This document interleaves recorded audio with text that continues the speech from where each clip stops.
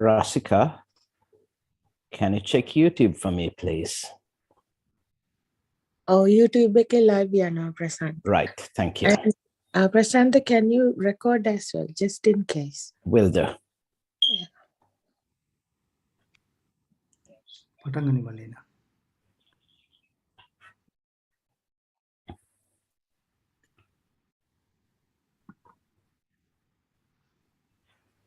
Teruan Saranai. It's great to see you again from all over the world, joining us via YouTube and Zoom. This is the 6th episode of Revealing the Real Buddhism, Season 1. This program is conducted by the Arya Meditation Group, which is a registered charity in UK. Today's program is a continuation from last episode 5, and there is an opportunity for you to raise questions during the second half. Episodes 1 to 5 are now available on YouTube. We encourage you to use the raise hand option on Zoom to ask questions. Alternatively, you can use the chat function and also raise questions via YouTube. May I now ask Cirilaya to invite Thero to this platform. Dear Dhamma friends, we welcome you all to the Dhamma discussion organized by the UK Arya Meditation Group for friends, those who are interested to learn and understand the core teachings of the Buddha. We all are grateful even today. Also, Venerable Walasmulle Abhaya Thero is joining to lead the Dhamma discussion. As a gratitude, we all get together and do our blessings to Venerable Abhaya Thero to have a good health and long life, for him to carry on his Dhamma Dana. Now I kindly invite Venerable Thero to commence the Dhamma discussion today. Theruwan Saranai.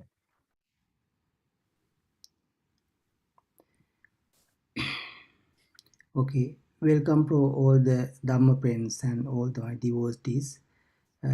On behalf of Nirapeksha Temaga, I am going to thanks Arya Meditation Group UK for the organizing and helping us to conduct this type of very valuable Dhamma discussion. Up to now, we have discussed about the Eightfold Path, right vision, Samma Ditti. We have all lot of things we have explained.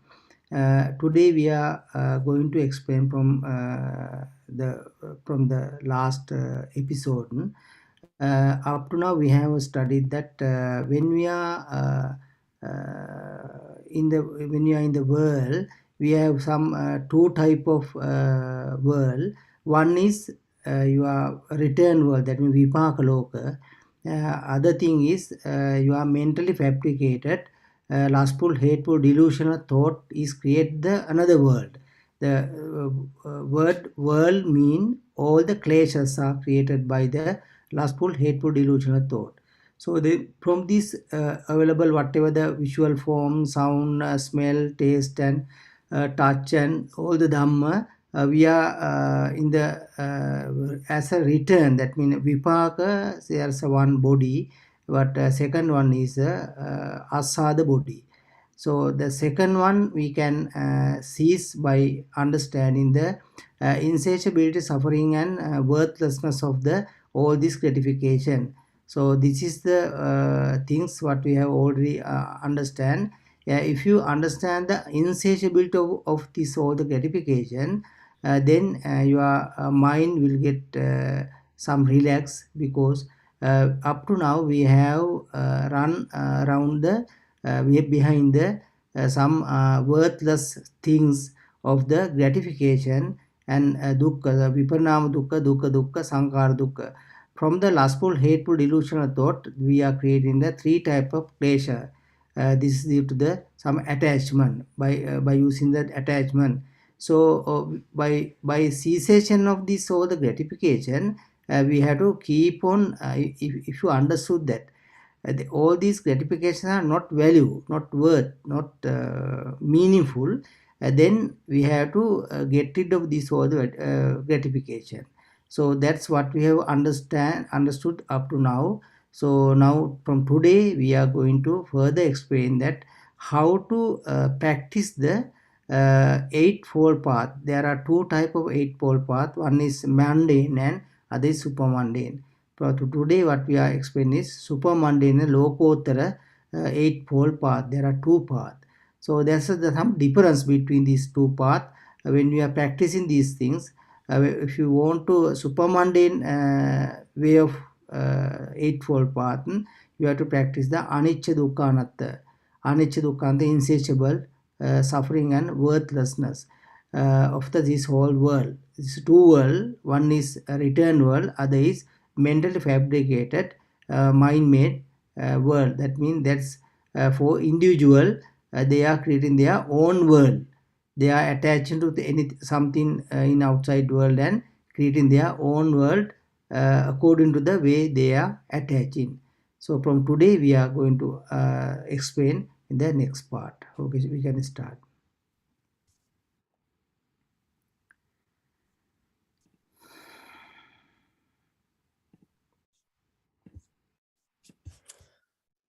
Good morning, good afternoon, and good evening, ladies and gentlemen.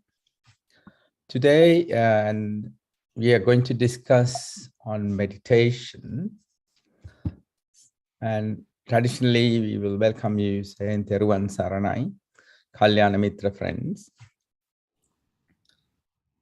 So the meditation is what our focus today. And we will discuss step by step how to make progress in meditation.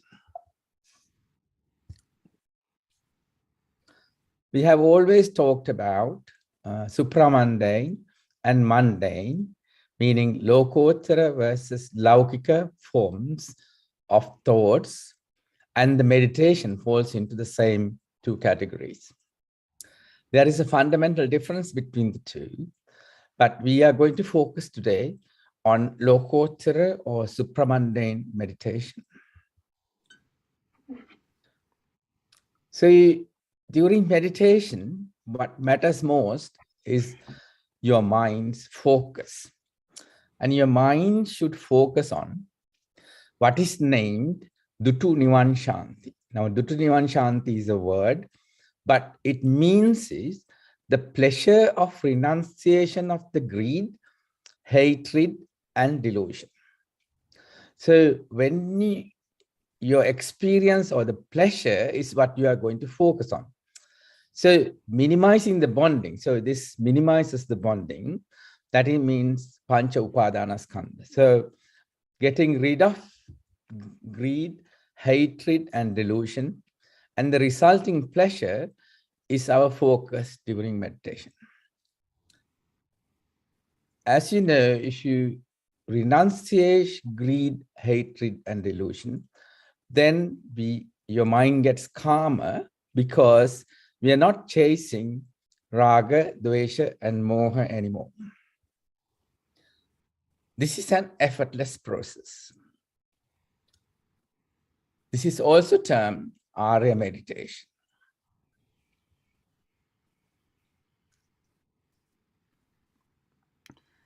This is what I explain with the help of the understanding of the insatiability of all these gratification.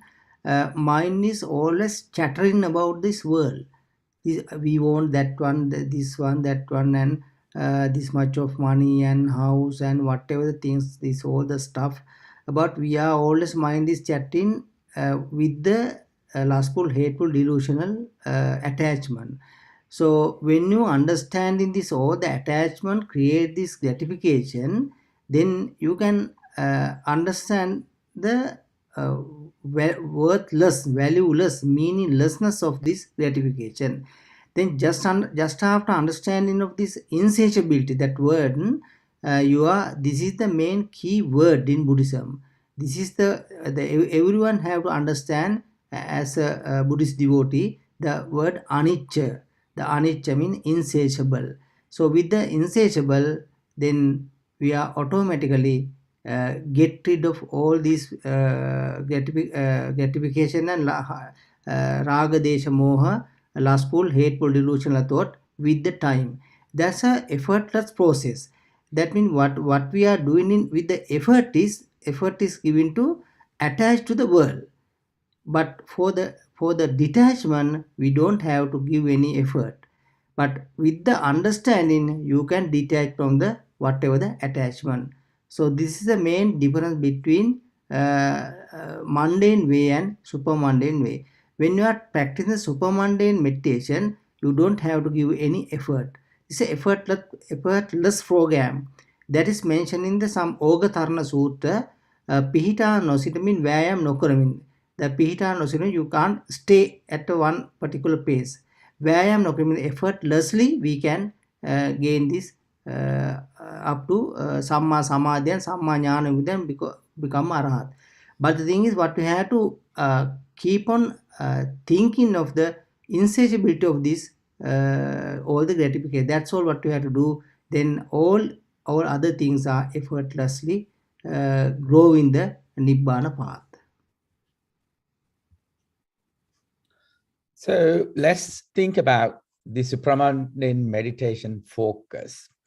So we want to focus on Duttuniman Shanti, which means the bliss of getting rid of Raga, Dvesha, Moha. So at the beginning, when you sat down for meditation, you may be focusing on this.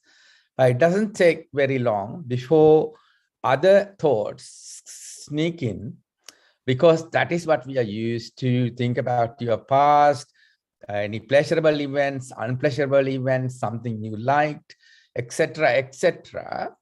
And that, so your focus get deviated into these and then gets interrupted. So these other things that actually come into your mind and obstructs the view is called vitarka vichara. So to get rid of vitarka vichara, that means all these other thoughts that we get because of karma is called savitaka savichara. Now, how we do this is that you get karmasthana. Now, karmasthana in many ways focus on this. So whatever you are chanting, the focus maintains somewhere into this Duttuniman Shanti. So karmasthana is what is termed savitarka savichara. So the mind's focus vitarka vichara, we just explained a bit, includes, the vitarka includes kama sankalpana. Now sankalpana means thoughts. So about your desire, wish, longing based on raga, dvesha, moha are kama sankalpana. Then you have vyapada sankalpana, which means ill will or hostile thoughts. And then you have himsa sankalpana, which means harmful intention thoughts. Vichara means we keep thinking about these things. So it's sustained thought or self-inquiry. The mind is engaged in repeated exploration of vitarka. Savitarka savichara means nekkamma sankalpana. That means renunciation, freedom from sensual lust thoughts. Then you have avyapada sankalpana. Again, that means freedom from malice thoughts. Then we have avihinsa sankalpana, which is harmlessness, non-violence, absence of cruelty. So savichara needs to be eventually sustained for us to progress in meditation. So the mind is engaged in Duttuniman Shanti, contemplating karmasthana. So if you go back to that, vitarka vichara is based on desire, lustfulness, ill will, hateful, harmful, and violent thoughts. That is obstructing your Duttuniman Shanti focus. Once you get into karmasthana, that is called savitaka samachara, that focuses on freedom from lust and malice, harmless, non-violent thoughts, then you begin to see the divine shanti. That's the bliss of getting rid of raga, dvesha, moha. So if you say karma asthana, means karma asthana, which actually means karma thoughts, displacements. So in other words, it's vitarka displacement. How we do this is by installing savitarka. Savitarka are the chants that demote greed, hatred, and delusion, and that leads to karmasthana. So in other words, the karmasthana will help you to minimize and get rid of the 5 kleshas, 5 principal kleshas, which are also called poisons, resulting from the 10, that's most defilements, that's pollutions. Let's have a look at this so that it makes your understanding a little bit better. Now, if you say 5 kleshas, you have attachment, you have aversion, you have ignorance, pride, and jealousy. Now, these kleshas may originate because of the pollutions such as greed, that's lobha, hate, delusion, conceit, wrong views, doubt, topa, restlessness, shamelessness, and recklessness. These are the Pali words for these. Lobha, dvesha, moha, mana, michaditti, vichikicha, thinam, udacham, adhirkam, and anottapam. So karmasthana is a focus point. It's installed to distract your wandering mind away from delusional thoughts. It's designed to distract one's mind from lustful, hateful, and delusional thoughts. The fundamental need is that you understand and focus on the meaning of karmasthana during chanting. So all karmasthana are chanted in the present tense and refers to the current time. It is a deconditioning process. The core meaning of all karmasthana are the same, and this will become self-apparent to the advanced learner. And you can meditate in any position. You can be seated, you can be standing, you can be walking, you can be donan. And if you actually see any Buddhist statue in the world, and most of them will be in one of these positions. Now let's take a little bit about meditation and its progress. So if your focus is getting into the Tunivan Shanti, is making progress, that means Savitaka Savichara is entering your mind, you will experience Kundalini, which means stiffness at the back, kind of straightening up your body, and etc. And then you'll slowly start entering various dhyana levels. Initially, you will start feeling happiness. This is called preeti. And this will progress to a comfort situation where you like be in an air-conditioned room, or it's called sukha. And when you progress further, you will start seeing lights. Now, this could be in different forms and different colors, and it will eventually focus or get into a more or less like a white color and white kind of body kind of situation. But these experiences, you must see, they are often combined or complex. So the stages that you go through may be not in the same process. Say, for example, you might suddenly start seeing few lights and then come back and so on. So I think Thero will explain this a little bit better. When you are practicing this 1, 2, 3, 4 dhyana, the main aim is, main focus is Dutu Nivan Shantiya. That means, that's what we have to understand.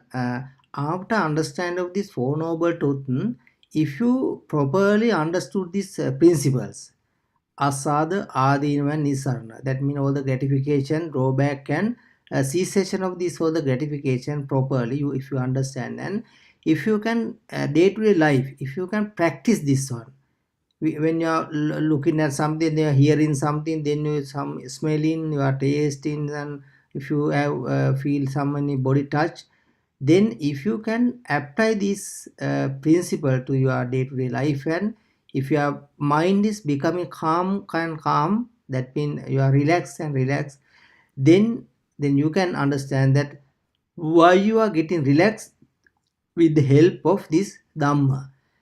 Then you can identify that you have understood this all the Four Noble Truths.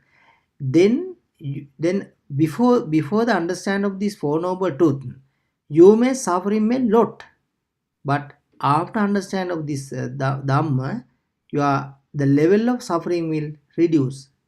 Whatever the amount that you have already reduced is called as a Dutu Nivansha. That means already your mind is getting calm, getting cool, getting relaxed.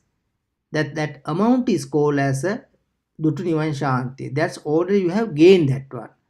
So how you get that mind, that's the get rid of the that much of suffering? You understood the Dhamma. Then according to Dhamma, if you have get rid of some amount of these sufferings, that is called Dutu Nivan Shantiya. Then when you are doing the meditation, you have to keep on thinking, keep on when you are chanting the karmasana, the meaning of karmasana is you are Dutu Nivan Shantiya. That means you have already taken some happiness that is better than the early.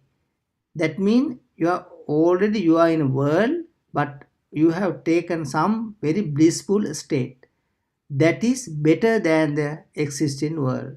That is what you call Dutu Nivan Shanti or Mukha Nimitta. Mukha Nimitta means our focus point.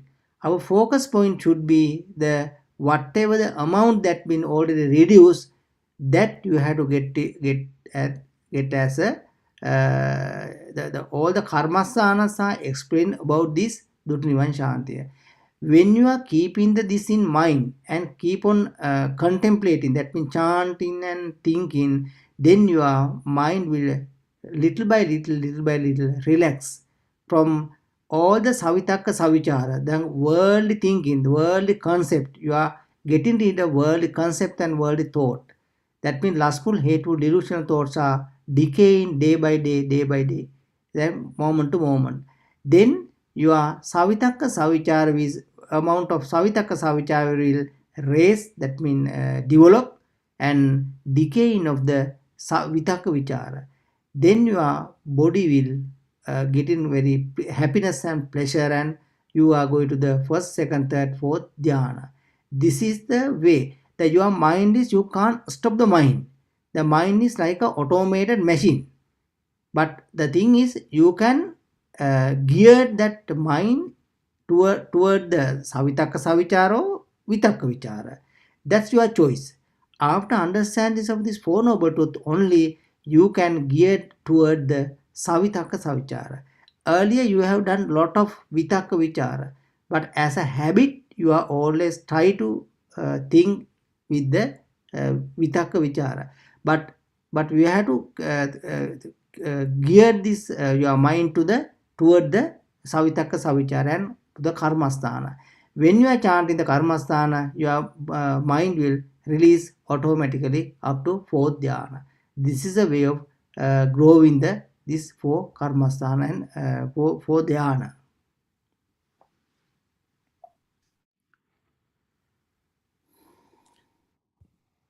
So meditation, we learn the dhyana levels and how to recognize it.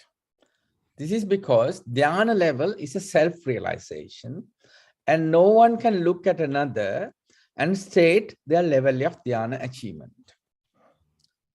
Learn the side effects of meditation. These may not be that pleasant, but indicates that you are making good progress.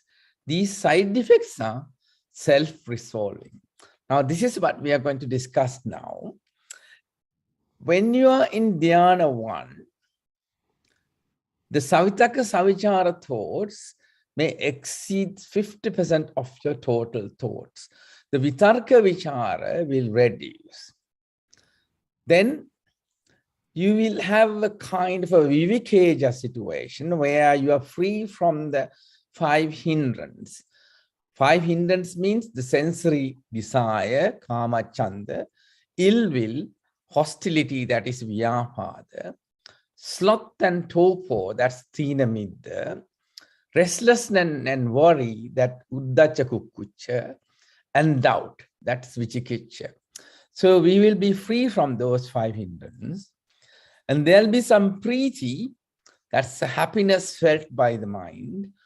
And there'll be sukha, that's pleasure felt by the full body as you are in a very comfortable place or a room. And then these things will become ekagrata. Ekagrata means it's continuous and sustained. And there's no raga, no dvesha, no moha, but avidya is still there. If you keep progressing, then you will enter dhyana 2, where you will now have only savitaka chavitara thoughts. There will be no vitarka vichara thoughts that's interfering. You'll be at a samajita level, which means samadhi-based open-mindedness is there. And you'll be in preeti, that's happy, sukha, that's comfort, based on samadhi. And preeti sukha will be in ekagrata, means sustained, anything continuous. In dhyana 3, it will still only be savitaka savichara. There's no vitarka vichara. Again, there's samadhi-based open-mindedness. There's pleasure, that's comfort, and ekagrata, that's continuous pleasure. There's no preeti, avidya is still there. And when you enter dhyana 4, it's only savitaka savichara. There's upeksha, that's equanimity, sustained. Equanimity means that you understand the effects or the values of all sensory inputs, but your mind does not get attached through raga, devasha, moha. That's upeksha. Then there's a aloka kaya will start developing, and there is no avidya. The side effects that you might experience, particularly in the early phases of meditation, would be stiffness, diarrhea, you might have vertigo, tearing, sweating, and even voluntary, involuntary smiling and crying. But these are to be taken as good signs, because this actually indicates that you are making progress.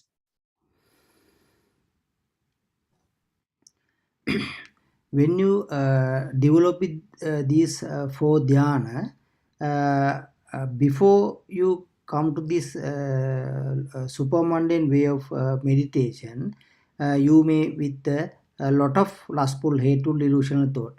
With the lustful, delusional thought, your body is with a lot of toxin. That means toxic matter. That means your very fine particle, it's called nama rupa, due to the lustful, hateful, delusional thought, very fine toxins are in your body. Because due to this, all the cravings, all these toxins are attached to your body. When you are getting release, but all these toxins are released, then these all released toxins are it should be should come out from the body. For this diarrhea, tearing, sweating, and those things come as a result of the elimination, that means get rid of and escaping these all the toxin from the body.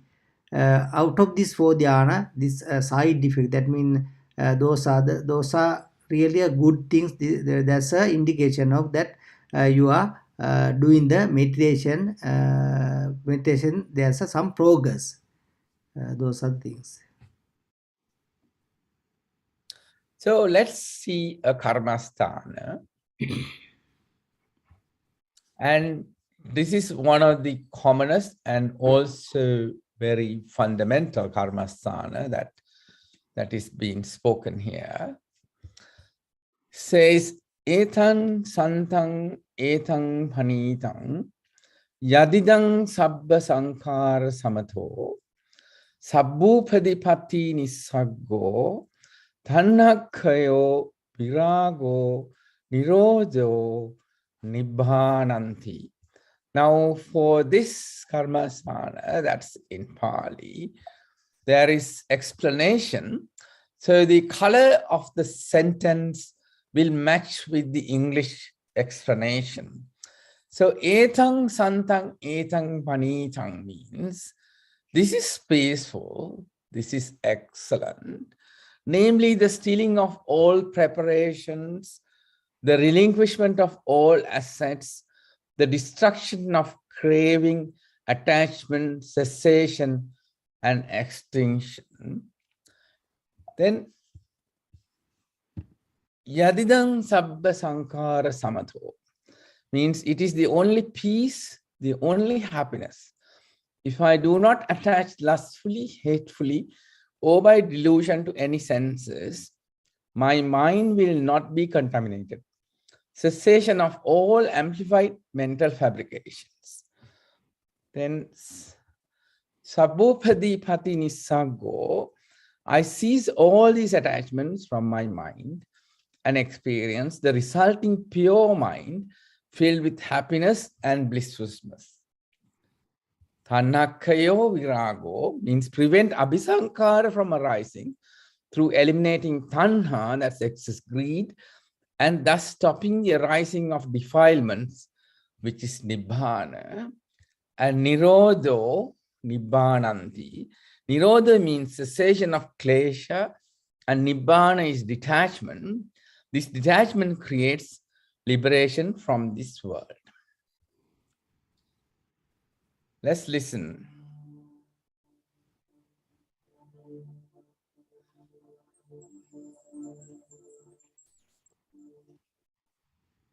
Etang santang etang panitang yadidan sabba sankhara samato sabbhupadipatti nissaggo tanhakkayo virago nirodho nibbhananti. Etang santang etang panitang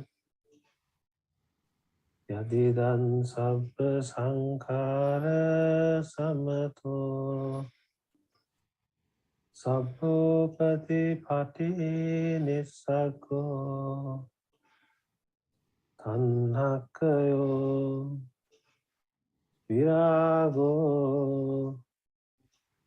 nirodho nibbhananti.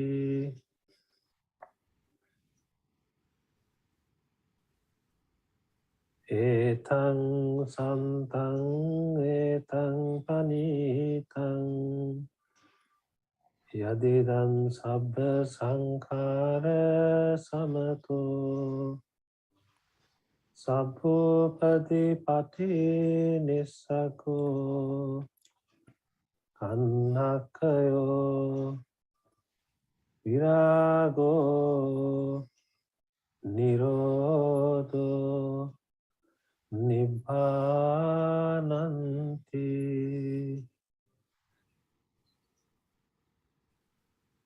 I was looking for peace, pleasure, and comfort in the world through the six senses. But now I realize that it is a useless process and only makes me tired and exhausted. At this moment of time, I have no raga, dvesha, or moha. I can feel the real happiness and peace within me. I can feel tranquility. I can feel the nirvana.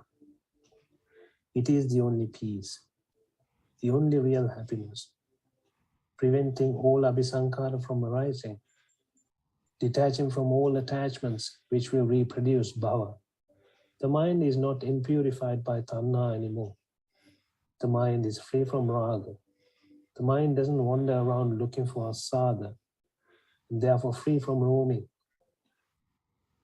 Now there are no bonds of desires, or in other words, no mental fabrications based on raga, dvesha, or moha that leads the extension of samsara.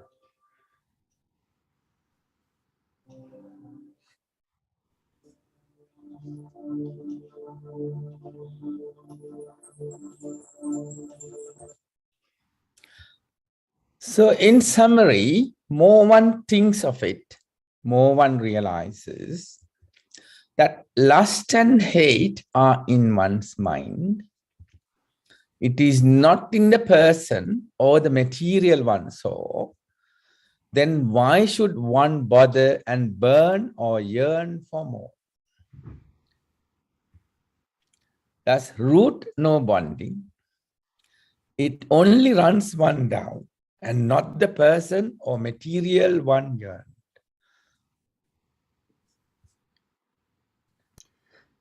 As a summary, we can understand that all this materialistic world is empty of gratification and or the raga, desha, moha.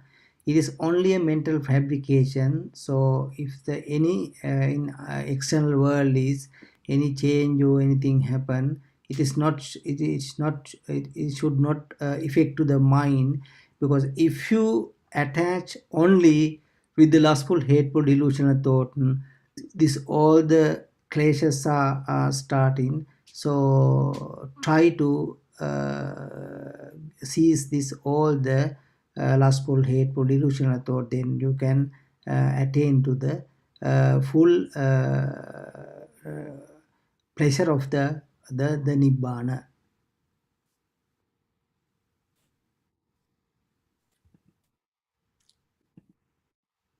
So just going back, you may have seen this slide before, that we were trying to learn Buddha's teachings, specifically the core teachings. But we obviously know there's a lot of clutter around because of interpretation errors, translation errors, rituals, rules, and fear and various politics.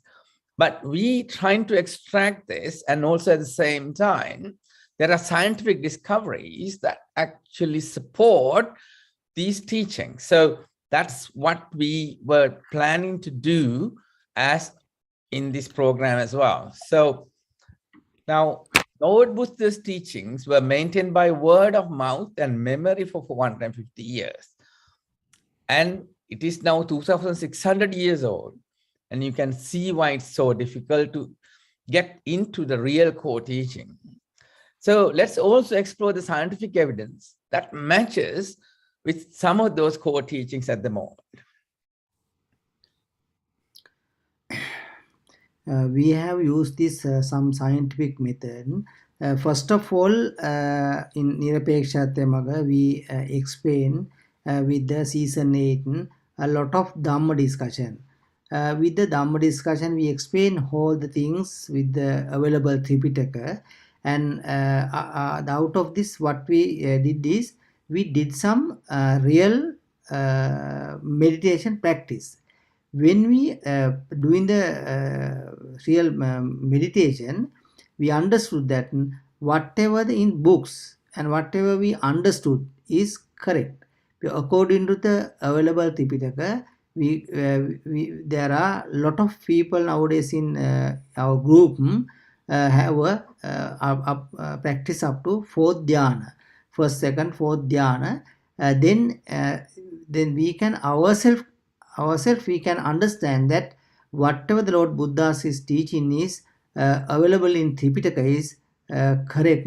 There are very some interpretation errors, translation errors, and a lot of wrong rituals, and a lot of things had happened. But still that core Buddhism is still there in the Tripitaka. So with the reference of the Tripitaka, we have done all the explanation, but we have done all these karmasana, and we have got the real results of the fourth dhyana. Then we have to get the eightfold path as a supermundane way of nibbana to get all these dhyana and attain to sovan, sakadama, anagami, arihat, that means phala. Then with the practice we can purify all the dhamma, and whatever the unnecessary things we can keep out and get the super core dhamma of the Buddhism with the practice. So, as we promised, now I thought of presenting some scientific evidence that matches with the core teachings.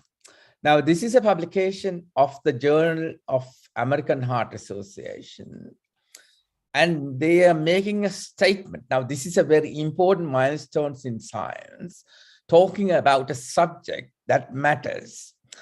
So the title of this is Meditation and Cardiovascular Risk Reduction. This is one area that's important to the American Heart Association, which is actually an international organization.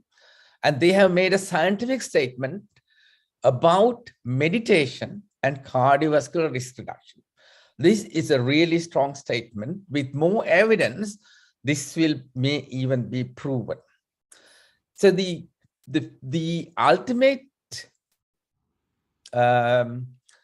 focus or the decision of this full review by so many experienced scientific authors is that the meditation may reduce the cardiovascular risk. That means you may not have heart attacks or die from it and so on. So I'll explain a little bit more about that.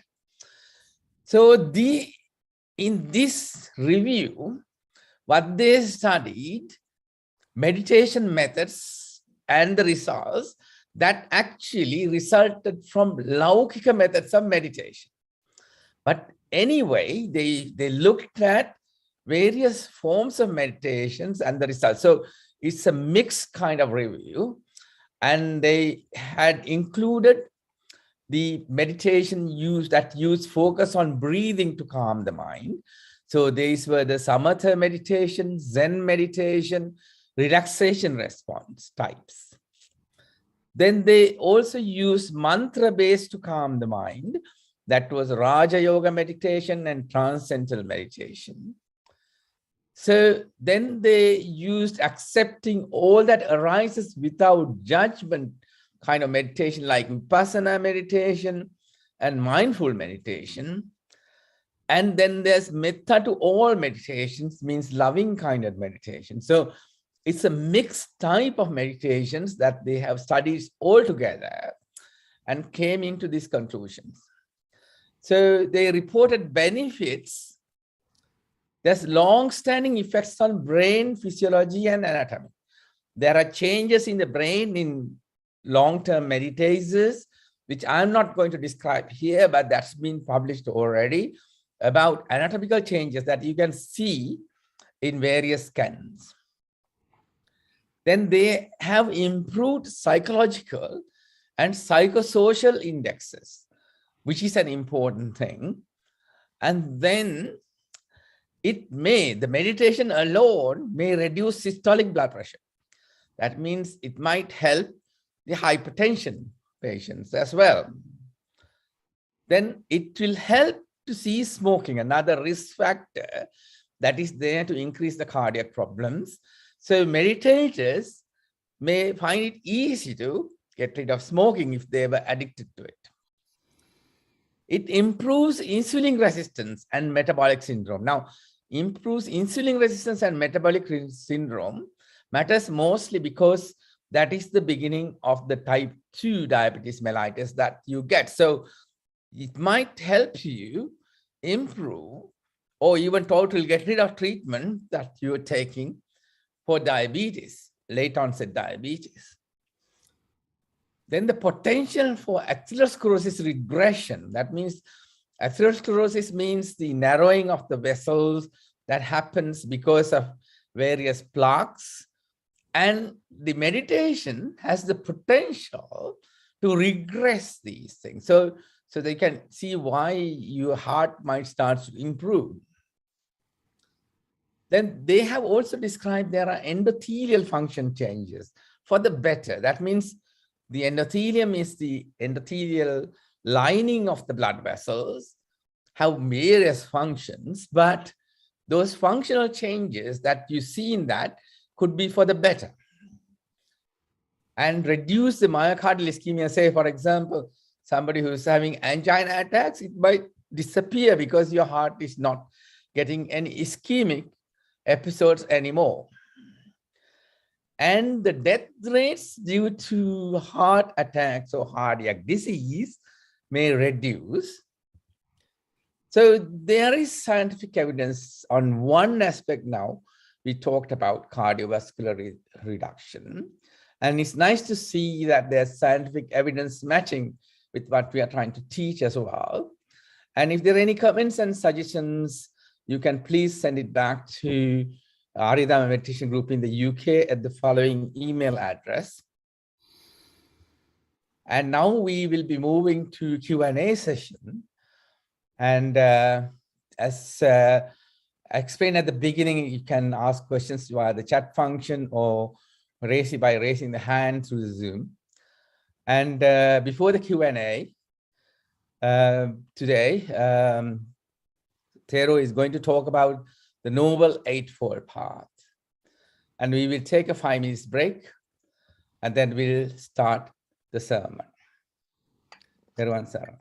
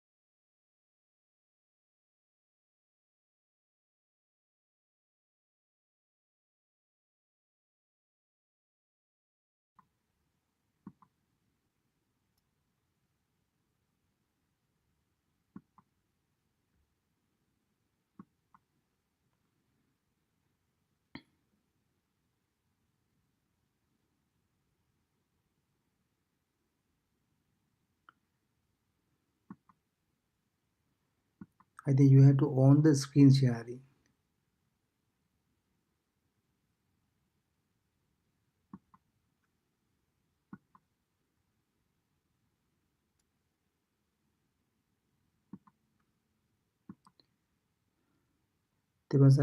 Can you on this screen sharing?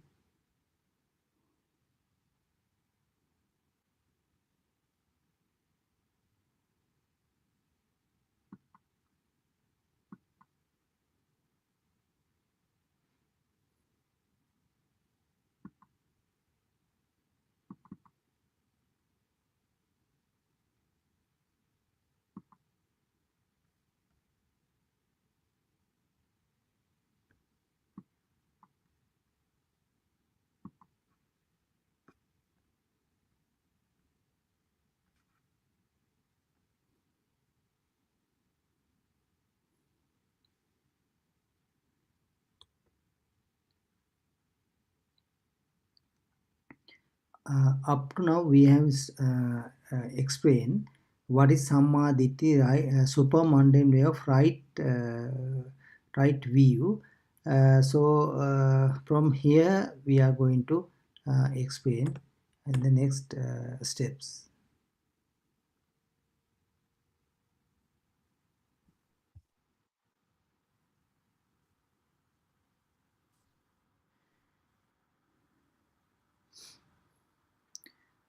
Does suffering arise by chance or by dependent origin? In some teaching, not in Buddhism, there are some other teachings that suffering is automatically comes by chance. But in Buddhism, we are explaining that dependent origin, paticca samuppada. So this is the Tripitaka reference. Can you read this one? Yeah. Well, Master Gautama, is suffering made by one? If not so, Kassapa, said the Buddha. Then is suffering made by another? Not so, Kassapa, said the Buddha. Well, is suffering made by both oneself and another? Not so, Kassapa, said the Buddha. Then does suffering arise by chance? Not made by oneself or another? Not so, Kassapa, said the Buddha. Well, is there no such thing as suffering? It is not that there is not such thing as suffering. Suffering is real. Then Master Gautama doesn't know, nor see suffering. It's not that I don't know or see suffering. I do know suffering. I do see suffering. Master Gautama, when asked these questions, you say, not so. Yet you say that there is such a thing as suffering. And you say that you do not know suffering. And you do see suffering. Sir, explain suffering to me. Teach me about suffering. Yeah, when this Kassapa is asking from Lord Buddha about the suffering, in first stage he asks, is the oneself, that means he himself create the suffering? He's calling no. This is another one. Then Lord Buddha says no, not so Kassapa, said the Buddha. Then he asks him, then the suffering arise by chance, not made by the oneself or another, nor Kassapa. So then she said the Buddha, is there are no such things as suffering? Then he says, then there are no such sufferings. It is not that there are no such suffering as suffering. Suffering is real. Then there is a suffering, but it is not created by himself or another one, or by chance. That's what you have to understand. Then Master Gautama does not see suffering. It is not that I don't know or see suffering. I do know suffering. I do see suffering. Master Gautama, when asking this question, you say no, not so. Yet you say that there is such a thing as a suffering, and then say that you do not no suffering, and you do see suffering. So explain suffering to me, teach me about the suffering. This is the answer given by Lord Buddha. If the suffering is created by himself, no. Another one, no. It's automatically, no. Then he's asking, are there not the suffering? No, suffering is there. Suffering is real. Then he asking, then I don't know about the suffering. Then you explain the suffering. So this is a very a logical way of asking the questions to really understand something. Then next step is,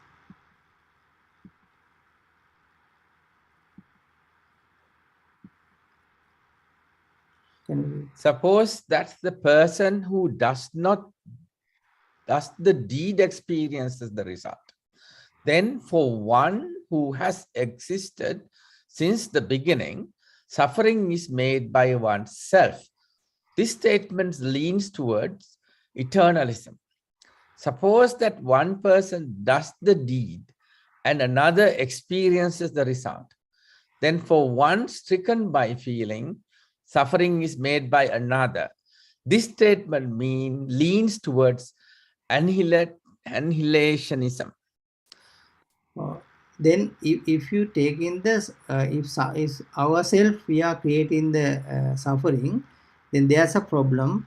After ending of suffering, the I am there. So if you take the other one is creating the suffering, then there also a problem. When some other peoples are there, you can't escape from the suffering. So this is the two different end. In Buddhism, we are not taking these two different end. Then this is the way of origination, suffering, and cessation of suffering. Avoiding these two extremes, the realized one teaches by the middle way. Ignorance is a condition for choices. Choices are a condition for consciousness. That is how this entire mass of suffering originates. Eva me tassa kevalassa dukkhandarassa samuddayo hoti. When ignorance fades away and ceases with nothing left over, choices cease. When choices cease, consciousness ceases. This is how this entire mass of suffering ceases. Here the Lord Buddha is explaining how this whole sufferings are creation and cessation.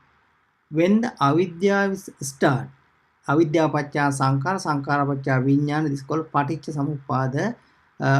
This is the way that all these sufferings are starting. That means with the lustful, hateful, delusional thought, with the attachment, all these suffering are started. If you cease this all raga, desha, moha, lustful, hateful, delusional thought, then avidya will fade away. Then we can seize the choices, and when the choices are seized, then you can get the consciousness, and likewise we can end this whole the suffering. If you seize this paticca samuppada, then you can end the suffering. Then the paticca samuppada is the main core mechanism of the creation of suffering. If you cease this paticca samuppada, then you can end the suffering.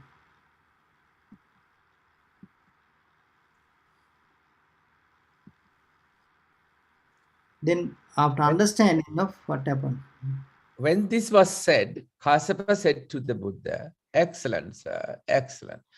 As if he was writing the overturned, or revealing the hidden, or pointing out the path to the lost, or lighting a lamp in the dark so people with good eyes can see what's there. So too, the Buddha has made the teaching clear in many ways. I go for the refuge to the Buddha, to the teaching, and to the mendicants. and may I receive the going forth, the ordination in the Buddha's presence. Because in Lord Buddha's era, just after understanding of this Four Noble Truths, he asked Lord Buddha or some Sariputta Thero or some to become a ordinate in Buddhist presence because he or she understood this Dhamma. This is a main some clause that all one have been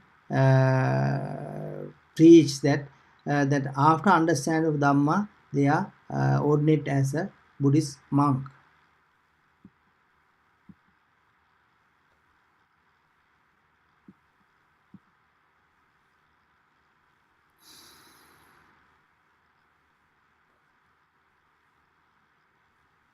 Then you can understand that the suffering is the gratification created by dependent origination. That paticca samuppanava, the creator of this suffering is paticca samuppada.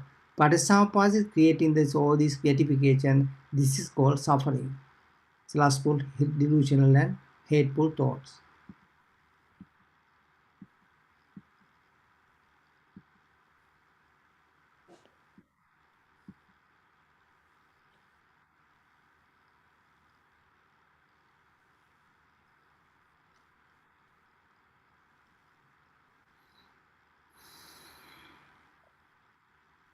Understanding of insatiability is the supermundane right view. If someone want to supermundane right view, there are two type of right view: mundane right view and supermundane right view. That supermundane right view is just after understanding of the insatiability only you can take the supermundane right view.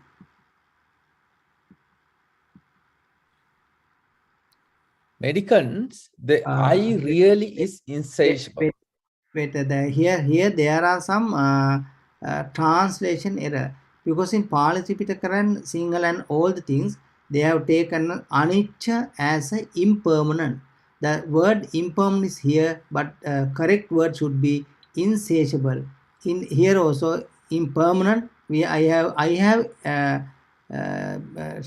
replaced as insatiable. Here this 1, 2, 3, 4 places I have replaced this impermanent as a insatiable. The word impermanent is a correct, it's not a correct one. Insatiable is the correct one.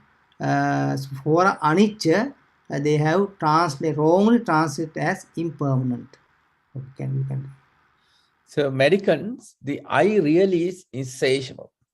A medicant sees that it is insatiable. That's their right view.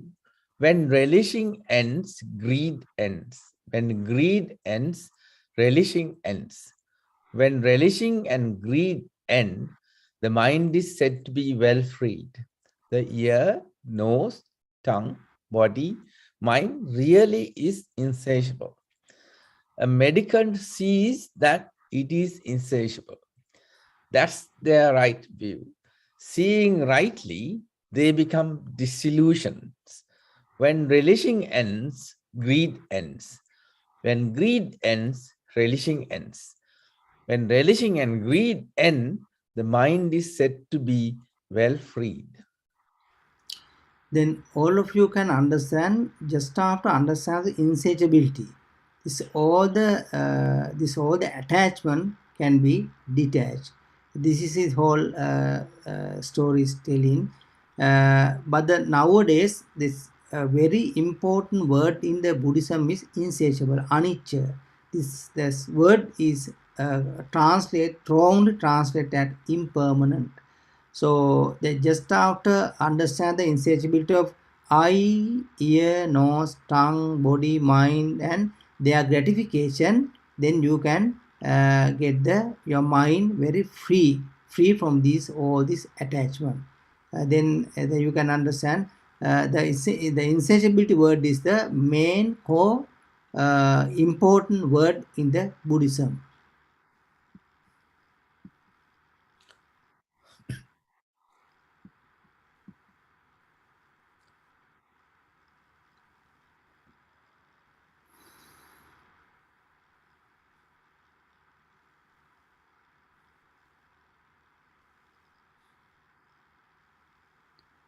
Becoming of supermundane right view is understanding of insatiability. This is the main core teaching in the Buddhism.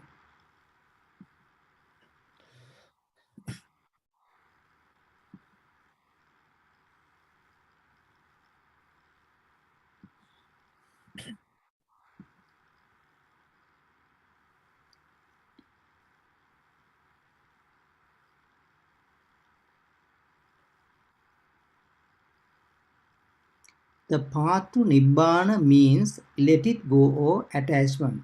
Nowadays, a lot of Westerners they are using let it go. Let it go is the main key saying as a Buddhist. But you have to think let it go is the path to Nibbana or attachment. So nowadays, all these mundane people, the mundane devotees in Buddhism, they are taking let it go as a Buddhist teaching. But just after this explanation, you can understand let it go is not the Buddhist teaching. Attachment is the Buddhist teaching, but we have to attach to the detachment, cessation, path to cessation. If you attach to the cessation of all the gratification, that is the main path to Nibbana. So there are some discourses, Brahmana Sutra, if you read this one. Master Ananda, what's the purpose of living the spiritual life with the ascetic Gautam? The purpose of living the spiritual life under the Buddha, Brahman, is to give up desire. But is there a path and a practice for giving up that desire? There is. What is that path? It's when a mendicant develops the basis of psychic power that has immersion due to enthusiasm, higher mind, inquiry, and active effort. This is the path and the practice for giving up that desire. Yeah. Then someone is asking from the Ananda Thero, are there any why you are living as a spiritual being? What is the purpose of this spiritual being with the Lord Buddha? It is so the purpose is it is to given up desire. But is there a path and practices for giving up that desire? There is. What is that path? It is when the mendicant develop the basis of psychic power that has immersed due to enthusiasm, higher mind, inquiry, and active effort. This is the path and the practice for giving up the desire. So in next session, he is explaining about the how they are given up the things. This being the case, Master Ananda, the path is endless, not finite. For it's not possible to give up desire by means of desire. Well then, Brahmin, I'll ask you about this in return, and you can answer as you like. Have you ever had a desire to walk to the park, but when you arrived at the park, the corresponding desire faded away? Yes, sir. Have you ever had the energy to walk to the park, but when you arrived at the park, the corresponding energy faded away? Yes, sir. Have you ever had the thought to walk to the park, but when you arrived at the park, the corresponding thought faded away? Yes, sir. Have you ever inquired regarding a walk to the park, but when you arrived at the park, the corresponding inquiry faded away? Yes, sir. So if you just listen to this one, then you can understand the how this given up desire by mean of desire. That means you have to attach to the given up. That means if you attach to the cessation of gratification, then that is the end of our journey. So given up the desire by mean of desire, but we have to create a desire to the Nibbana path. The Nibbana path is given up the whole desire. So if you attach to this one, then that's the end of this our journey. This is reverse position. This is attachment. In the real attachment, we have to attach to the given up side of the desire. So that's why this Brahman is confused the how you are Chanda, Chitta, Viri, Mansa. We have to practice those things. If we can end up the desire by desire, then you have to attach to the cessation of desire, the side of the cessation of desire. Then only you can end this all the desires. So this is a reverse engineering process. In this the Netti Pragna Vichebara Sampata, but I couldn't find this English version of this sutra. If you get the Sinhala, Trishna, Kusarada, Akusada, Dividavaniya. Then there are two types of merit. Akusala Trishna Sasara Pamunuaniya. That means if you attach to the demerit side of the attachment, then it is the sansari journey. Kusala Trishna. Kusala Trishna means the merit, the attachment to the merit. Apache Sankyata Nivanta Pamana Prahana Trishna. That means if you attach to the merit side, not the demerit. Merit, if you attach the merit, then that is the end of your sansari journey. It is called then you can attain the Nibbana. That's called Prahana Trishna. That means cessation of this all the attachment. Then the Mana. Mana means Mana Devadarum way, Kusala the Akusala Dai Bhavitai, Yam Manaksa Mane Prahana Kadame Mane Kusalaya. Some if you measuring something, that also the two sides. One is to develop this all the demerit. One is to cessation of the all this demerit. So then you can understand the Lord Buddha's way is the path to Nibbana is attachment, but we have to attach to the cessation of all this gratification. Then that's the end of this all the lustful, hateful, delusional thought. Then if you take as the let it go as a Nibbana path, it's a wrong concept. This is very important discourse. Can you read? Whatever you shielded the mind from can't cause you suffering. So you should shield the mind from everything. Then you are freed from all suffering. You needn't shield the mind from everything. Nasabhato mano nivaryo. When the mind is under control, you need only shield the mind from the places where bad things come. Then one is asking from some God is asking from Buddha,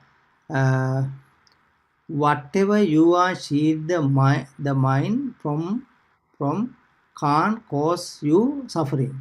If you put some shield to the mind, then from that one you are no suffering. Then if you keep the shield to the whole everything, then you are free from all suffering. Then Lord Buddha is talking, no, it's not the way, it's a wrong way. You need not shield the mind from everything. This is a very important thing. You need not shield the mind from everything. When the mind is under control, you need only shield the mind from the place where the bad things comes. If any demerit thought comes to your mind, then you have to shield and stop those things. Not the whole mind can't be, no one can stop the whole mind. But whatever the lustful, hateful, delusional thought, only these bad things come to your mind. Then only this lustful, hateful, delusional thought can be seized, and those are the bad things. You have to keep a shield to not come to your mind. That all this lustful, hateful, delusional thought, not the whole mind. If you shield the whole mind, it is the wrong way. It is called asanya bhavana. It's a completely out of Buddhist way. So this is a very important practice. Nowadays, a lot of Buddhists are practicing these things. You have to get rid of all these thoughts from the mind. It's a very wrong way of practicing the Buddhism. Not all the thoughts, but we have to only get rid of the bad thought only. That's what you have to understand.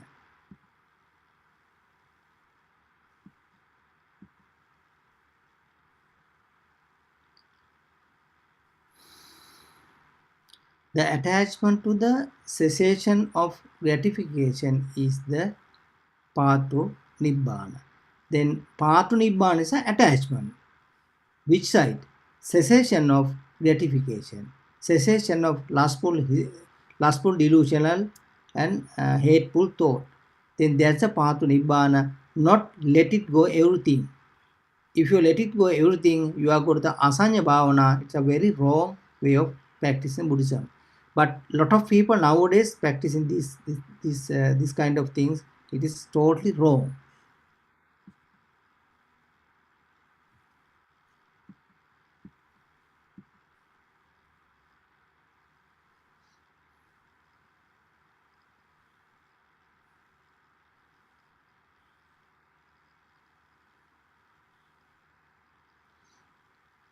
Supermundane interpretation as attachment to the cessation. That means supermundane way of the right view is attachment to the cessation is the samma. The meaning of samma means attachment to the cessation is the supermundane way.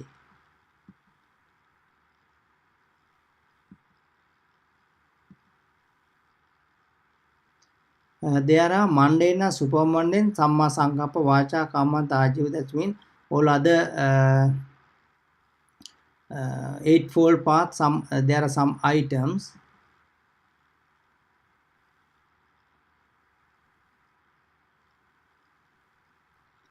Mundane and supermundane, right thought, right concept, right speech, right action, right livelihood. I think in the last session we explained all the things. When you have some right view, this everything is depend on the right view. Right view, right effort, and right mindfulness is lead to these all the things.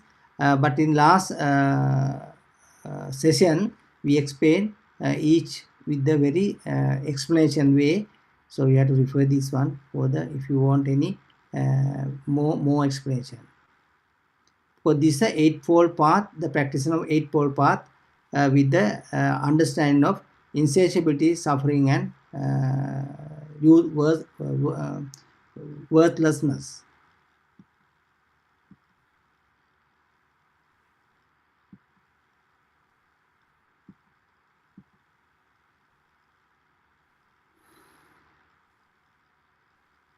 Supramundane right effort. The supramundane right effort means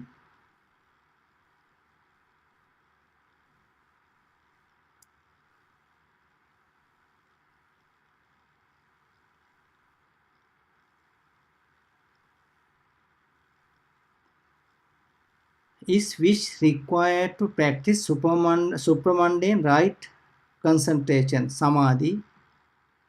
This is Anguttara Nikaya Nachetana Kane Sutta.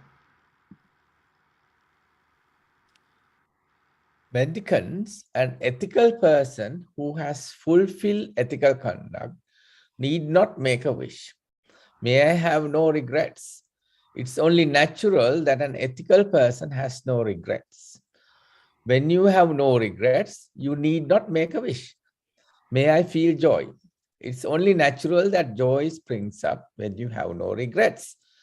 When you feel joy, you need not make a wish. May I experience rapture. It's only natural that rapture rises when you are joyful. When your mind is full of rapture, you need not make a wish. May my body become tranquil. It's only natural that your body becomes tranquil when your mind is full of rapture. When your body is tranquil, you need not make a wish. May I feel bliss. It is only natural to feel bliss when your body is tranquil. That's what we explained in earlier discussion, effortless process. Our meditation is an effortless process, but you should have the fulfilled ethical conduct. What's the meaning of fulfilled ethical conduct? Mean that that you should have the super mundane right view. That means sammaditi. If you have sammaditi, you have inbuilt rituals, that means inbuilt ethical conduct within you. That means sila is inbuilt after becoming a sotapanna, after becoming first stream enterer. That ethical conduct is inbuilt with the sotapanna. It is not a ritual. Really not worshiping or something. This is not a ritual. It's an inbuilt within the sotapanna or shravaka. It is due to the sammaditi, that means right view, but understanding of the insatiability. That's the main core. Then automatically that without any wish you can go to the samma samadhi. This is what we explained earlier also.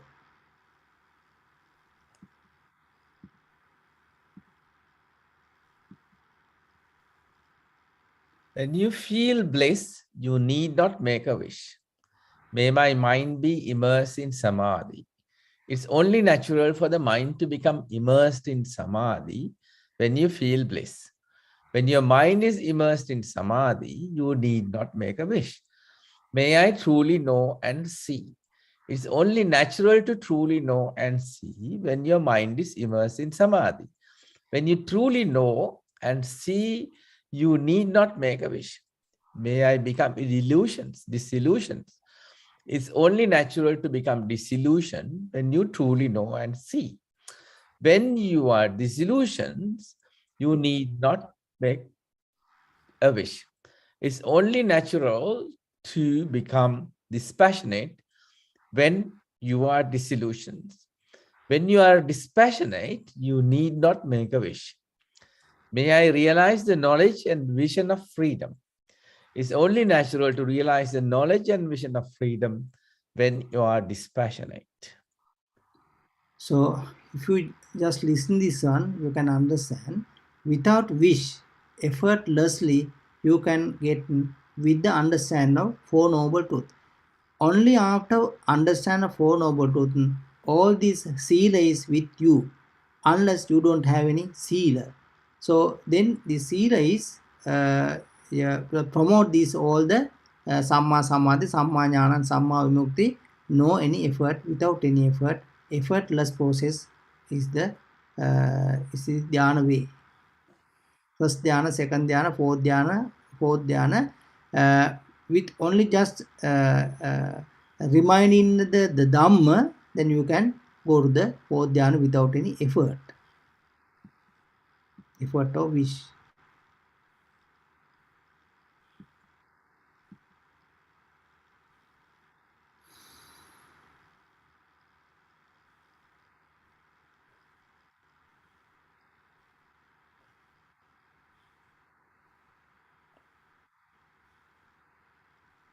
If you wish is not required to practice supermundane right concentration. If you wish or not, if you are understand all this correctly, then you automatically go to the this dhyana and samma jnana, samma vimukti.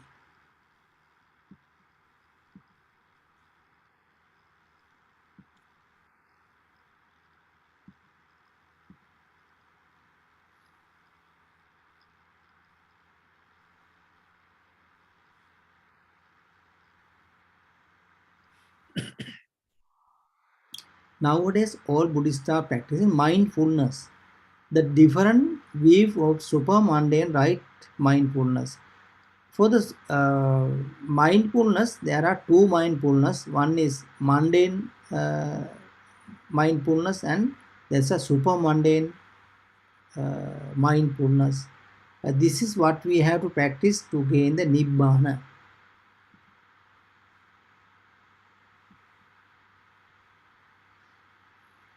And what is right mindfulness? Wait, And what is right mindfulness? It's when a mendicant meditates by observing an aspect of the body, keen, aware, and mindful, rid of desire and aversion for the world. They meditate observing an aspect of feelings, mind, principles, keen, aware, and mindful, rid of desire and aversion for the world. This is called right mindfulness. this is the definition of right mindfulness. For the right mindfulness, there are kaya anupassana. So body.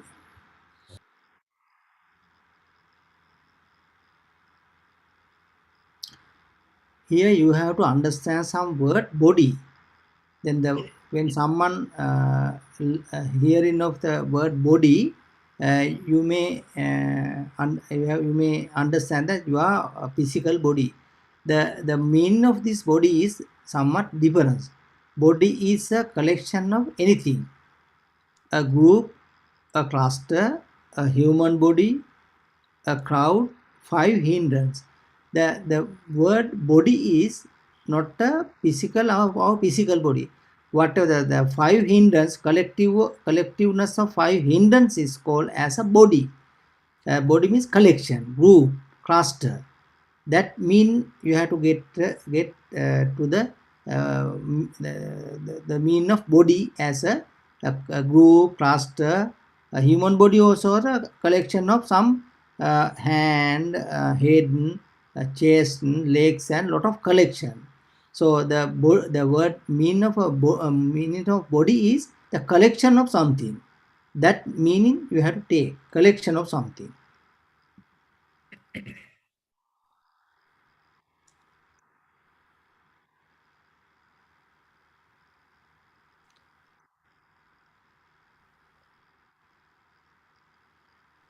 Definition defining two bodies, kaya anupassana. There are two bodies. One body you can't seize the body, and the decaying body. The decaying body means one body you can seize. That means lustful, hateful, delusional thought create with the 5 hindrance you are creating the body. That is not a really physical body, that's in your mind. For that part you can decay, that means you can seize a second body. First body you can't seize because this is due to the return. This you can't seize. This Kaya is the name of the sutra is Kaya Sutra. Mendicants, this body is sustained by food. It depends on food to continue, and without food, it does not continue. In the same way, the 5 hindrances are sustained by fuel. They depend on fuel to continue, and without fuel, they don't continue. And what fuels the rising of sensual desire, or when it has arisen, makes it increase and grow. There is the aspect of beauty. Frequent improper attention to that fuels the rising of sensual desire, or when it has arisen, makes it increase and grow. This is what I explained here. The 5 hindrance as a body. So there explain some example. Our bodies grow with the food. Very similarly, 5 hindrance sustained by fuel. For the 5 hindrance, Kamachanda, Vyapada, Thiramidda, Uddhacca, Vicikiccha, the fuel is improper attention. That means if you are not contemplating the insatiability and suffering and worthlessness, you are giving the fuel to this 5 hindrance. If you think the other way, satiable, good and valuable, worth, then you are giving the fuel to this 5 hindrance. Then these whole 5 hindrance are grow. If you are not giving this fuel, this is decay with the time. So this is what you have to understand.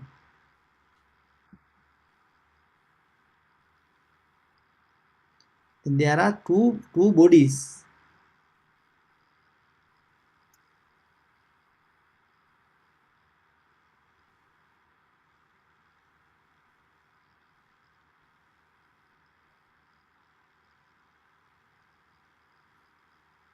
The returned body, that means physical body, and the five hindrance body. With this, all this physical body, you are creating the five hindrance body. Kama, Chanda, Vyapada, Tina, Midda, Uddhachaka, Vichikicha. These the two different body, but you can seize this five hindrance body, you can seize, but return that physical body you can't return. Even become after become arahat also, that physical body is there, but no any five hindrance, and five hindrance bodies are disappear.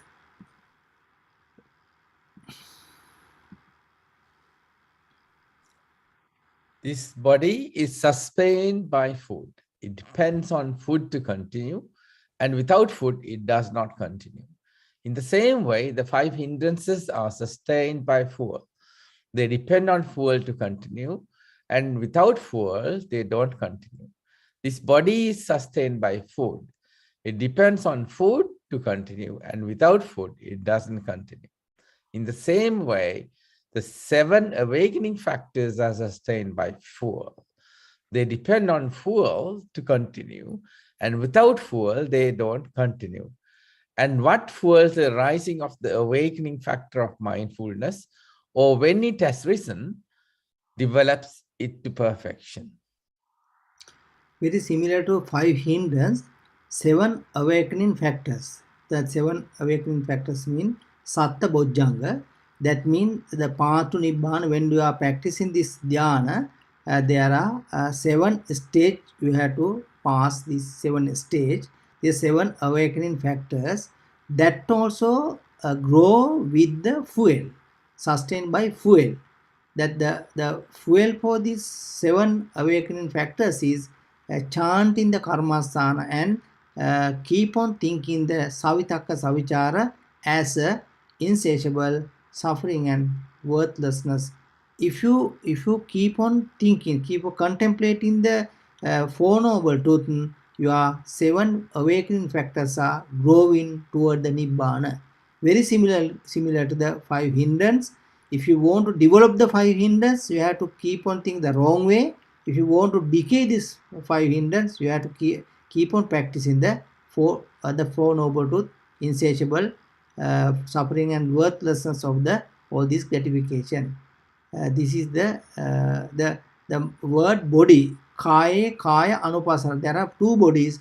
One body can be seized, another body is there that you can't seize.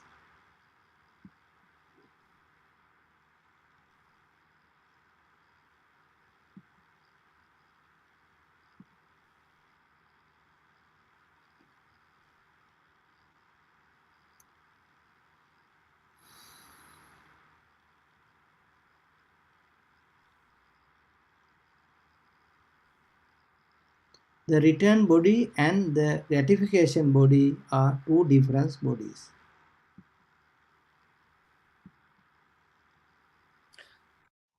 Mendicants, I will teach you the origin and the ending of the 4 kinds of mindfulness meditation. Listen, and what is the origin of the body? The body originates from food. When food ceases, the body ends. Feelings originate from contact. When contact ceases, feelings end. Consciousness originates from name and form. When name and form cease, the mind ends. Principles originate from attention. When focus ends, principles end. So they have given some example, like the body is depend on the food. All these sufferings are depend on the the feelings originate from the contact. If you think in lustful, hateful, delusional way only, that all these dirty feelings are arising. So if you not feeling not keep on thinking in a lustful delusional way, then you can seize this all this dirty thought, and you can end this suffering. This is the very this is the cessation of the paticca samuppada, cessation of dependent origination. That is a part of this one is here.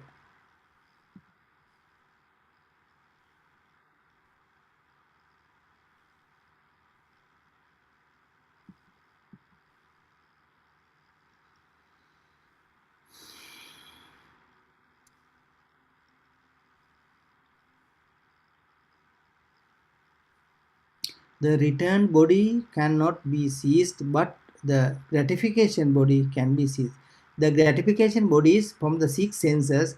If you attach to something lustfully, then you are creating the gratification body. The 5 hindrance body, gratification body, whatever the clashes you can seize with the 4 noble truth. There are some words, kaya anupassana. Anupassana means what is the decay. The meaning of decay is accordance with insatiability, suffering, and worthlessness. If you keep on thinking that everything is insatiability and suffering and worthlessness, then you are thinking anupassana, that means decay. All these gratification, sankara dukkha, viparinama dukkha, dukkha dukkha, all are decay with the practicing of these anicca, dukkha, anatta.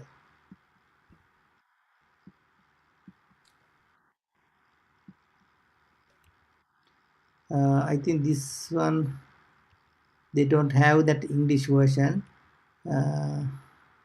If you go to Sinhala version, anupassati katang tang kayang anupassati aniccato anupassati no niccato dukkhato anupassati no sukhato anattato anupassati no attato. Then we have to keep on thinking insatiability not as satiability, dukkhato anupassati as a suffering and not as a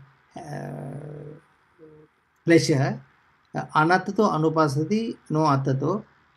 Worthlessness you have to keep on thinking, not as a worthfulness. So this is what you have to keep on practicing as a anupassana. Kaya anupassana, chitte chitta anupassana. Return body. As a mindfulness, we can take these 4 steps. Earlier also we have explained these things. Return body and gratification body, 5 hindrance body, pain on pain. That means you are attached with the pain. If the pleasurable pain is there, you are lustfully attached. If the unpleasant pain is there, then you are hatefully attached. If you are neutral pain is, then you are delusionally attached. This is how that second pain create. It is the mental fabrication, gratification body. So that one we can seize. The mind also there, the pure mind also there. Another one is lustful, hateful, delusional thought also there. That's the second mind. Then this only second part we can seize. Dhamma. For Dhamma also lustful, hateful, and delusional Dhamma there. So this second Dhamma, that means gratification body, we can seize with the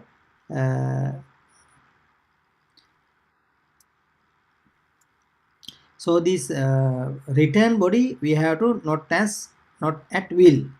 This is a anicca. So for the anicca we have to take the 2 meaning. For the mentally fabricated part we have to take the will is not fulfilled. That's called insatiable. This is the anupassana. By understanding and realization of insatiability, suffering, and worthlessness of gratification, this is the anupassana. Then When you keep on practicing this thing, all these second gratification body will decay with the time. This is called meditation.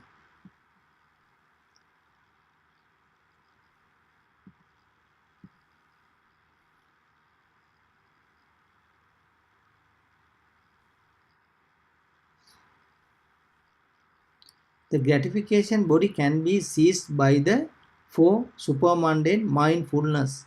That means there's a 4 stages: Kaya Kayanupassana, Vedana Vedananupassana, Chitte Chittanupassana, Dhamme Dhammanupassana. When with this 4 type of mindfulness, we can gratification body can be seized, not the return body.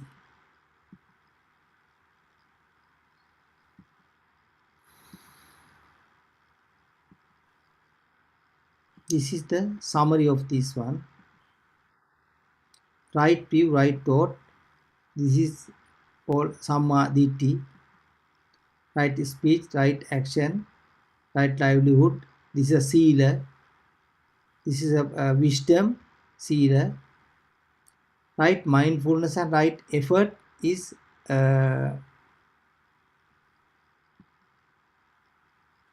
this is the eightfold path. If you want the right immersion, that means Samma Samadhi, you have to first come to the right view and right thought. Then you have to practice right speech, right action, and right livelihood with the help of right mindfulness, right effort, and right view. With these 4 is around these 3 action.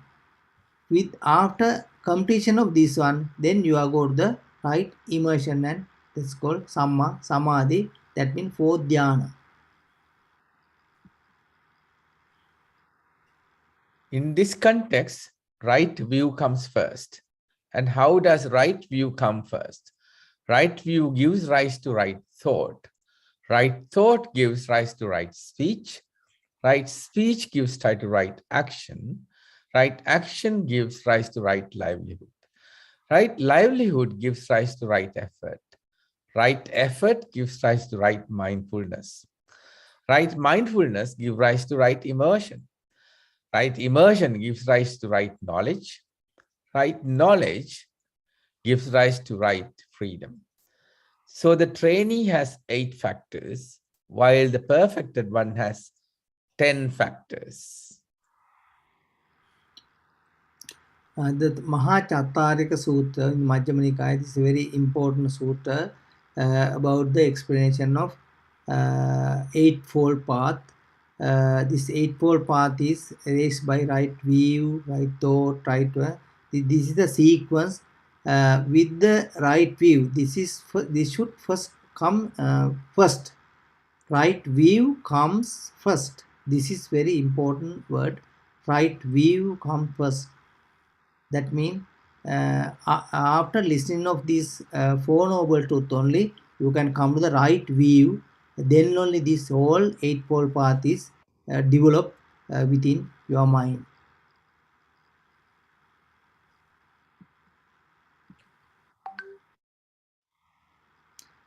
This right view is by listening the Dhamma, not by the meditation. The meditation is after attain to the right view. The way of how the supermundane eightfold path gradually completes.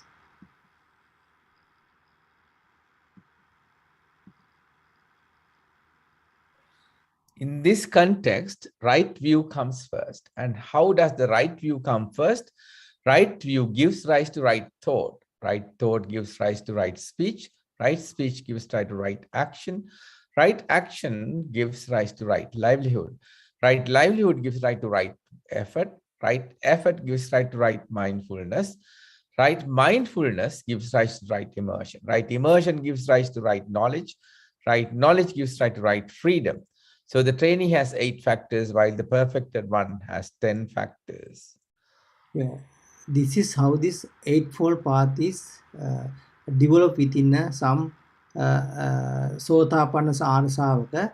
The right view is come after becoming a Sotapanna. That Sotapanna state is come by just listening to Dhamma and understanding the Four Noble Truths, gratification, drawback of gratification, cessation of all the gratification, and anicca dukkha anatta. This is what we have to understand. That's why this from our first sermon, whatever the things we explain, all are mainly based on insatiability, suffering, and worthlessness, Four Noble Truths. This is how this Eightfold Path is completion.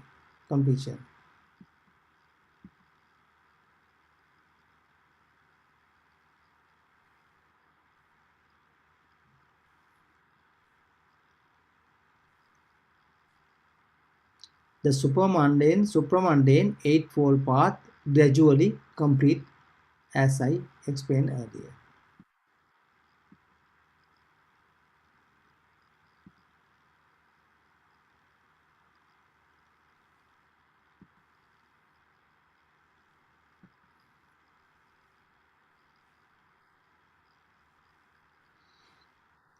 This everything what we are explaining is out of box.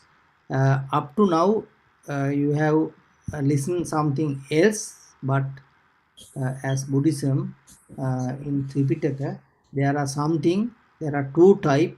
One is mundane and super mundane. You have to understand these two things.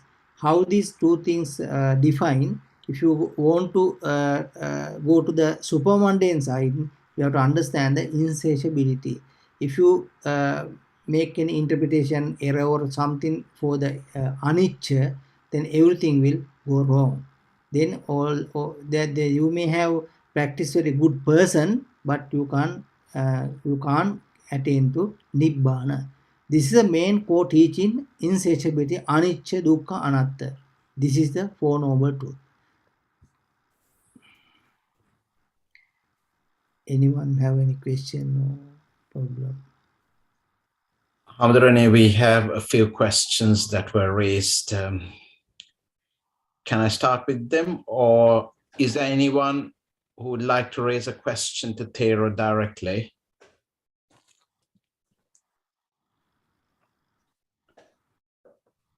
Hamdurane, I'll raise one of the questions that was sent to me directly.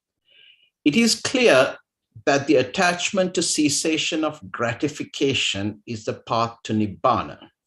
But when we achieve Nirvana, should we continue to be attached to the path of Nibbana for the benefit of others, or should we detach from it? We have to attach to the cessation of gratification. So that for some one particular person, he should practice. There is in your mind, you have to keep on practicing, keep on thinking. What's the value of the gratification? The gratification, from where we can achieve this gratification? Only mental fabrication, not from any world. The worldly matter, eye, ear, vision, ear, sound, hearing, nose, smell, smelling. If you get these two, the 18 component, dhatu component, nothing is there. So if you keep on practicing, after understanding of this one, you have to keep on practicing, and we have to give this knowledge to others also. If someone want to have this Nibbana way, then they have to practice. They have to understand themselves, and they also have to practice. So if you keep on practicing, then you can liberate. You can get freedom, not for others, because your mind is getting clear day by day. Day by day, you have to you can clear your mind. Then you have very cool, relaxed, blissful mind. That's called Nibbana. Nibbana means you are detaching from the attachment. So then what you have to do, you have to attach to the path of detachment. This is the way how we are doing the real Buddhist Nibbana path. Next question. is actually from the previous session we missed. So the question is, Swami Nohansa, could you please explain how to practically practice anicca using an example place? Even a Sinhalese example is okay if there isn't an example in English.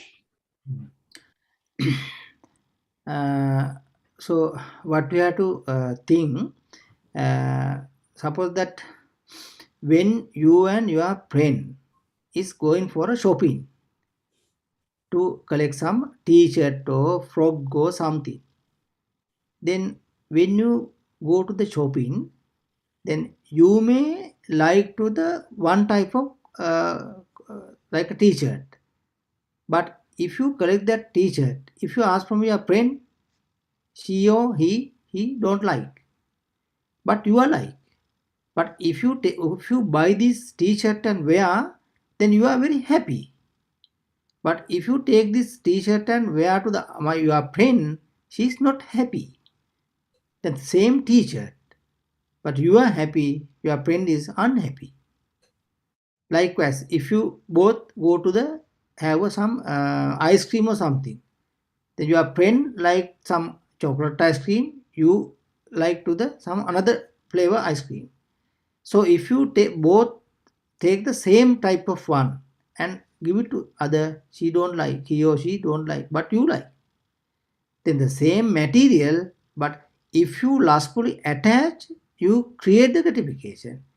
If someone is hatefully attached for the same thing, then he has some very burning sensation, that means unhappy. Then happiness and unhappiness is not dependent on the t-shirt or ice cream.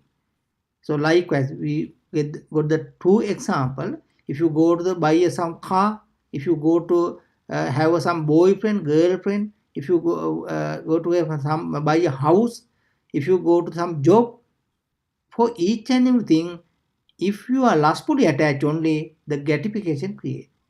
Then the creator of the gratification, lustfulness.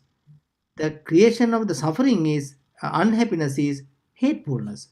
So lustful and hatefulness, if you first of all we can take these two, and then you can go to the delusion. If you that the lustfulness and hatefulness are within your mind, not in object, then any of this object can't give you any happiness or any suffering or any unhappiness. Because happiness and unhappiness are mental fabrication. You create your own thought. Then you are attached with the lustful attachment. You are attached with the hateful attachment. Then only you create that happy and unhappy. This is what you have to understand. Then if you, when day to day, when you go to shopping, when you go to the schooling, when you go to the work, if you go anywhere, if you go to the trip, when you are going to the trip, you are going to see this very nice place, suppose like some very beautiful garden. You are going to see garden and get the happiness. Then you go there and there are some workers are there in the garden. There are workers. You go and speak to that one worker, because I came here to get the happiness from this garden. That means you are every day in this garden. Then you may be very happy. You are the happiest people in the world. Then if you ask that worker, then what they are telling? Are they happy? No. After 1 or 2 days, you don't feel that happiness. Why is that? The happiness is not given by all this garden, tree or anything, any arrangement. But if you lustfully attach, go there and you have to lustfully attach, unless that happiness not come. Then first of all, you have to understand all this happiness what we are creating in the world is mentally fabricated. Then even if you go there or not, if you are mentally okay, then you are happy. Then there are another way, first, second, third, fourth, dhyana. Then if you go to the dhyana, you are not attached to any worldly matter. You are detaching from everything, but even though you are happy, then that also mentally fabricated, but It is not depend on the external material. But the thing is, the wrong thing is, you are creating this gratification within your mind and you are trying to gain from this material. Then you are always try to harvest, try to gain, try to pick the happiness from all this material. Suppose that you buy a very nice t-shirt. While you are going on the way, one guy comes and take this t-shirt and run away. Then you are suffering. Why is that? The t-shirt have a lot of happiness and pleasure, but my happiness and pleasure take by another one. Then you are thinking that t-shirt have some happiness and pleasure, but it is only mental fabrication. That's what you have to understand. But just understanding of theory and contemplate, that you have to keep on reminding, keep on thinking. Then day by day, then you can cease this all the lustful, hateful thought. Then you come to the neutral position. The likewise with the delusion also very similar. With the neutral feeling, you are attaching with the delusional thought. We have to understand the Patissamuppada. You have to keep on applying day-to-day life. Suppose that you are pregnant, you are going the shopping. Then one guy comes and shouting to you, both of you. Then if you look from these two, one is more angry, one is very less angry. Then, but that guy is shouting to you both the same manner, same way. But one is very, very, very burning, very heavy unhappiness, but other is very less. Why is that? According to the amount of attachment with the hatefully, your burning is very high, unhappiness is very high. Then if you are not attaching to that, then someone is shouting, you are not attaching, you are just keep on silence, then you don't have any unhappy, any burning. Then burning is create within your mind, mentally fabricated. Not the guy is not given the unhappiness. The guys, what did they do? They create some sound. When they create sound, we get interpretation, everything, and we create the mentally fabricated. That is the wrong vision, wrong view, wrong action, all the wrong path of eightfold path is due to this wrong vision. If you see your vision is clear, everything is clear. That's what you have to understand.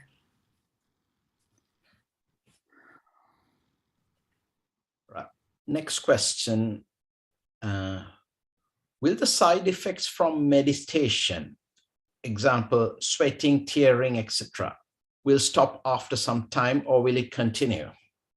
No, after first or second dhyana, a lot of tearing and sweating and those things are stops. But after third dhyana to fourth dhyana, normally some diarrhea start, because your whole body is with a lot of toxin. Some of these toxins comes from your foods and air from nose when you are breathing. Another thing is from your thought. If someone is, suppose that there are two guys, 1 and 2. Suppose one is very less amount of hateful thought. He's very kind and he's very loving and one. Second one is 2. Second one, he is very hateful people. Then these both are come to meditation, doing the meditation. Then the second one is very lot of very big amount of toxin due to the past hateful thought. Avidya pacha sankara, sankara pacha vinyana, vinyana pacha nama rupa. Nama rupa name and nama rupa mean, if you are keep on thinking the hateful thought, you are creating the nama rupa in Satara Mahabhuta. What's the called Satara Mahabhuta? solid, air, liquid, and heat. All these and thoughts are nama rupa. That's called very fine material. When you keep on thinking in a hateful manner, you are creating a very little, small, very tiny particle. It's called nama rupa. Those nama rupa stored in your body. The light particle, small light particle created by the mind. That lesson is in the future. We are trying to do the aura and everything.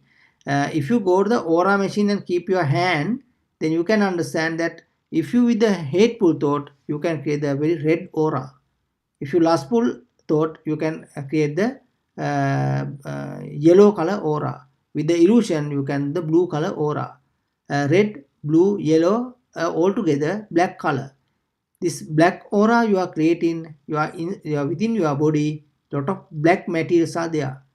So these all black materials are going out with the diarrhea from third dhyana to fourth dhyana. This is the whole experience. This is the all who did this meditation and attained the fourth dhyana. They all have this experience. This whole body is cleansing with the diarrhea.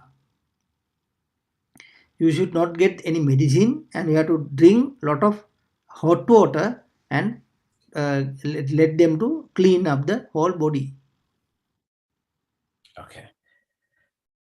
Next question is actually linked to the previous one. I've heard that Raga, Dvesha, Moha are linked colors, yellow, red, and blue.